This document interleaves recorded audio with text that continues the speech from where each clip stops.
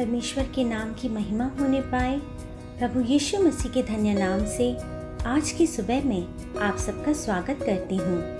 इफिसियों अध्याय 5 के 16वें वाक्य में हम देखते हैं, और अवसर को बहुमूल्य समझो क्योंकि दिन बुरे हैं। उसका चौथा वाक्य ऐसे पढ़ते हैं, और न निर्लज्जता न मूर्खता की बातचीत की, न ठट्ठे की, क्योंकि ये बातें सोहती नहीं वरन धन्यवाद ही सुना जाए। अनुग्रहित के इन वचनों में से दिन बुरे हैं, उचित कार्य करें, इन विषयों पर मनन करने के लिए प्रभु हमारी सहायता करें। इन बुरे दिनों में जब हम जी रहे हैं, उस समय क्या उचित है और क्या अनुचित है, उसको भली भांति जानकर हम जीने पाएं। तीसरे, पांचवें और छठे वाक्य अनुचित कार्य को दर्शाते हैं। गलत चाल चलन, अशुद्ध काम, लोभी, मूर्ति पूजन, व्यर्थ बातों से धोखा, मूर्खता की बातचीत, निर्लज्जता, ये सब अनुचित कार्य हैं। अनुचित कार्यों की इतनी लंबी लिस्ट के बावजूद उचित कार्यों की ऐसी कोई लिस्ट नहीं है। लेकिन अगर हम पहला और दूसरा वाक्य पढ़ें तो उसमें आदेश के रूप में बताया गया है कि परमेश्वर के सदृश बनो, प्रेम में चलो। प्रियों, जिस प्रकार हम प्रभु के प्रिय पुत्र हैं, उसी तरह हम आज्ञाकारी भी हैं। भजन संहिता उसका 90 का दूसरा भाग हमें बताता है कि परमेश्वर कौन है। पहले के पहाड़ उत्पन्न हुए, वह तूने पृथ्वी और जगत की रचना की, वरन अनादिकाल से अनंत काल तक तू ही ईश्वर है। उस परमेश्वर को यीशु मसीह ने अपनी बातों से, कार्यों से और जीवन से अगुवाई करके हमको दिखाया है। उस यीशु मसीह को पाए हुए हम परमेश्वर की अगुवाई करते समय अनुचित सब अपने आप ही हमसे दूर हो जाएंगे और सब उचित ही हमें दिखेगा। उचित कार्य हमारे द्वारा दिखे, उसके लिए हम याद रखें, हम कुछ भी करें या कुछ भी बोलें, अगर हमारी जगह यीशु मसीह होते तो वे क्या करते हैं, ऐसा हम सोचें।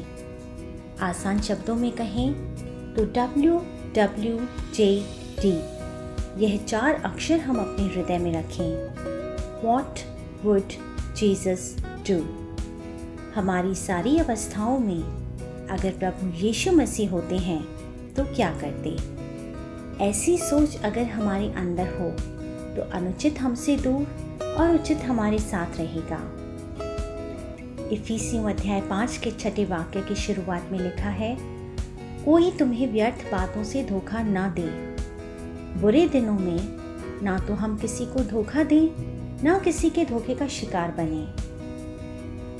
दुनिया में अगर हम ध्यान दें, कामकाज के लिए, संपत्ति के लिए, जीवन में अच्छे सपने दिखाकर धोखा देने वाले बहुत हैं, और उसी प्रकार धोखे का शिकार हुए भी बहुत हैं।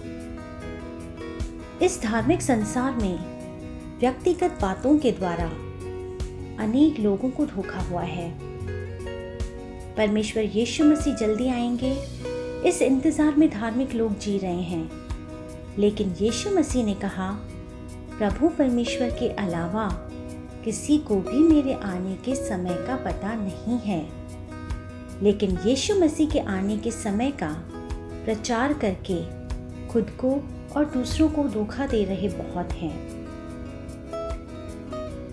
1844 अक्टूबर 22 परमेश्वर के आने का समय, ऐसा प्रचार किया गया।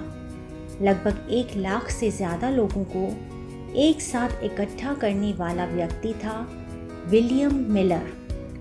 बहुत ही अद्भुत रीति से दानियल की पुस्तक और सभा का इतिहास, इन सब को मिलाकर मिलर ने एक तारीख की भविष्यवाणी की। वचनों का प्रचार करने वाला मिलर उस तारीख को लेकर पक्का था। उसके विश्वासी गण अन्य स्थानों में इकट्ठे हुए और एक दूल्हे के समान यीशु मसीह के आने के लिए सब तैयार थे। समय बीतता गया, मिनट घंटों में बदल गए और रात का समय पूरा होकर 23 अक्टूबर का दिन शुरू हो गया। भविष्यवाणी व्यर्थ हो गई। उसकी भविष्यवाणी पर विश्वास करके वहाँ आए 1 लाख से ज़्यादा लोग और वह खुद सब वहाँ लज्जित हो गए। परमेश्वर के आने का समय कोई नहीं बता सकता। इसको परमेश्वर ने खुद हमें पहले से ही बता दिया। अनुचित बातों को ना मानकर उचित सत्य वचनों को हम महत्वता दें। इस अनुग्रहित दिन में पड़ोसी और समाज हमसे जो कुछ कहता है उसके हिसाब से हम तय ना करें कि क्या उचित है, बल्कि परमेश्वर का वचन हमें क्या सिखाता है उसके हिसाब से हम उचित तय करें। क्या पता उचित कार्य करने के लिए पूरी दुनिया हमारे विरुद्ध हो जाए, तब भी हम परमेश्वर के प्रिय पुत्र अगर अकेले खड़े रहना भी पड़ा तो भी परमेश्वर के पवित्र जन उचित के लिए ही अपना जीवन समर्पित करें। आपका दिन शुभ हो। God bless you all abundantly.